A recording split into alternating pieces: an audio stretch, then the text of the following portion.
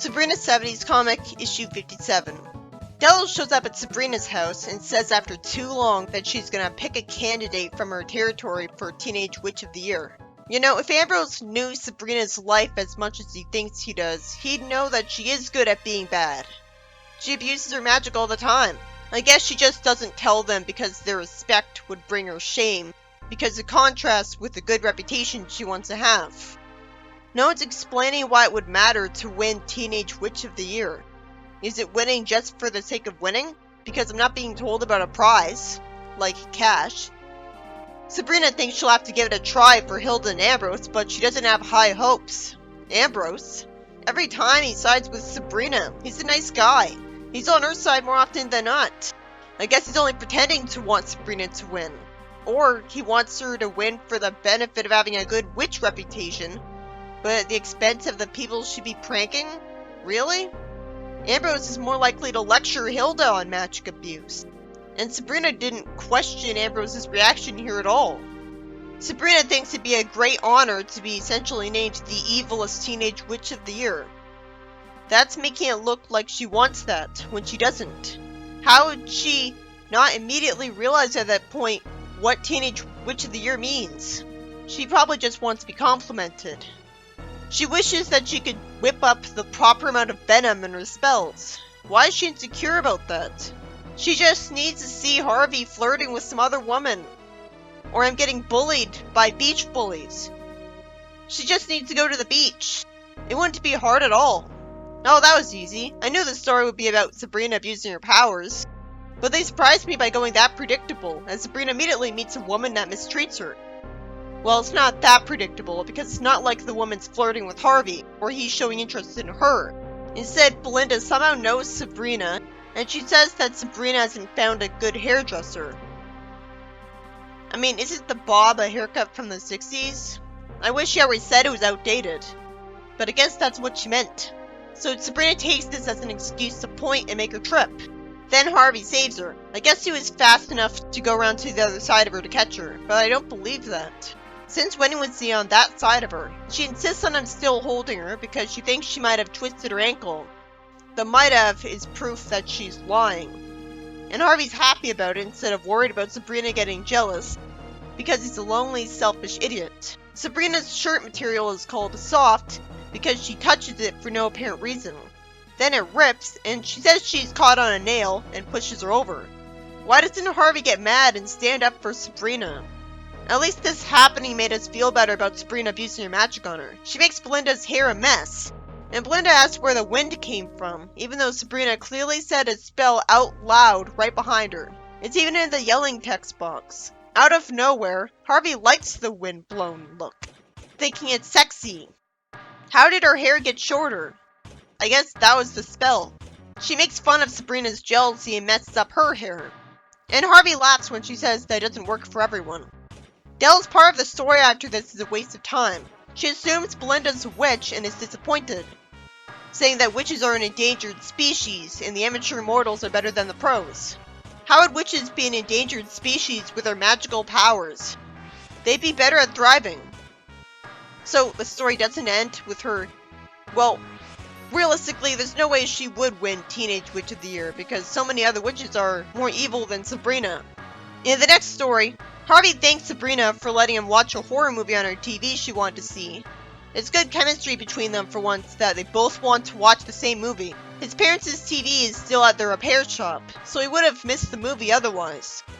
It was interesting that the movie is about a UFO from the planet Transylvania, so it's going off of the fact that he likes sci-fi books because he likes a sci-fi movie too. The doorbell rings, and Willie the jerk shows up. Sabrina doesn't immediately slam the door on him for some reason, and instead tells him where Harvey is. So he barges in and wants to watch the game. I wish it was explained that he doesn't have a TV, but I guess it's just an excuse to bother Harvey for being an idiot, even though Willie's acting even dumber. He laughs that a movie about alien vampires is juvenile, even though it makes a lot more logical sense that vampires would be an alien species. They'd be more likely to evolve on another planet, because our planet doesn't have humans that evolved to tap to drink blood. He's just laughing because it's combining two concepts that are removed from mundane reality.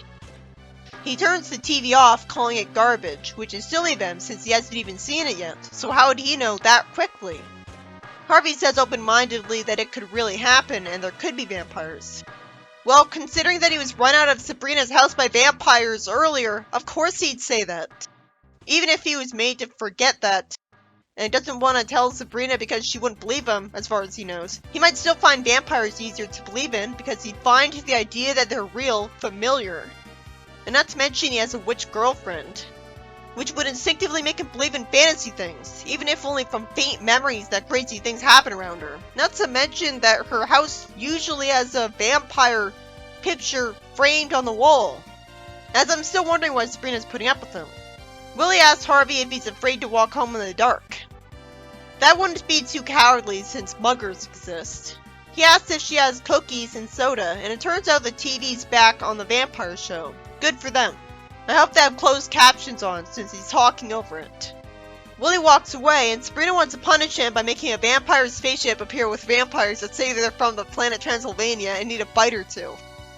So he runs away screaming for his mother as Harvey says it's a shame that Willie doesn't let himself believe in vampires.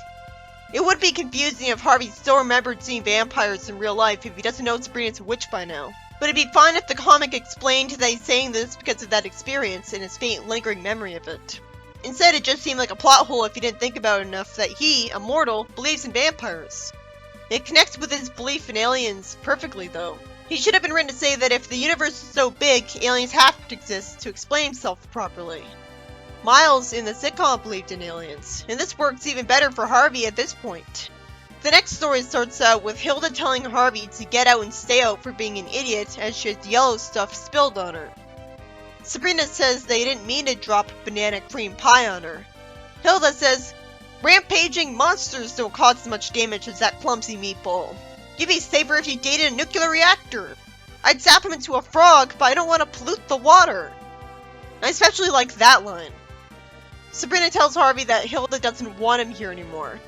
And Harvey says that's always the case and he's had enough of her abuse, so he wants a showdown. Didn't you remember the time he fought her when she was learning karate?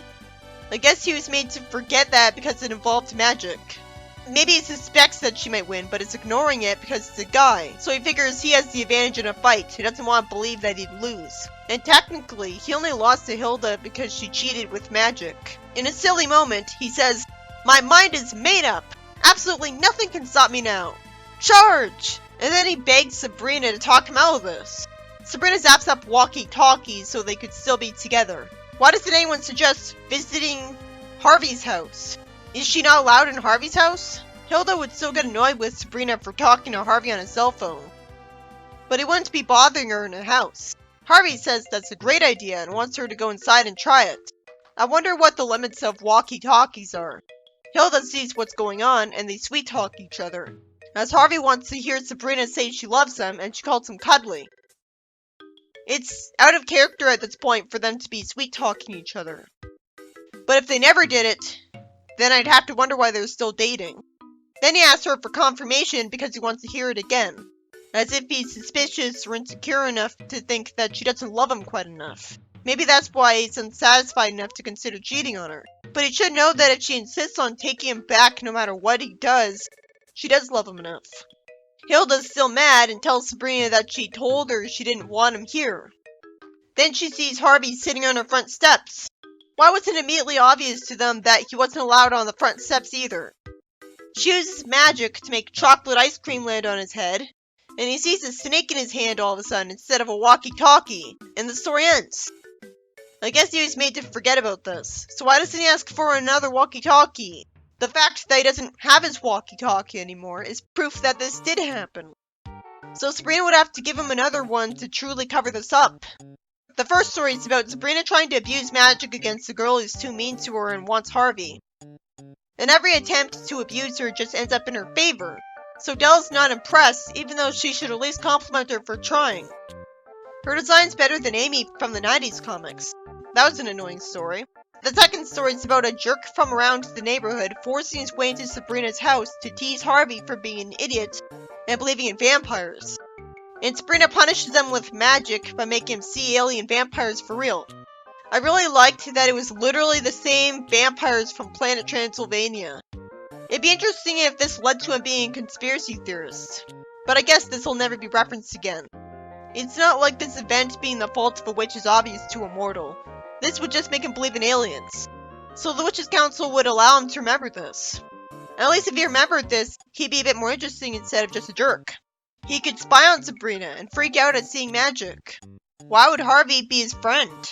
The final story is about Sabrina and Harvey talking to each other on walkie-talkies so Hilda won't be mad that he's in her house.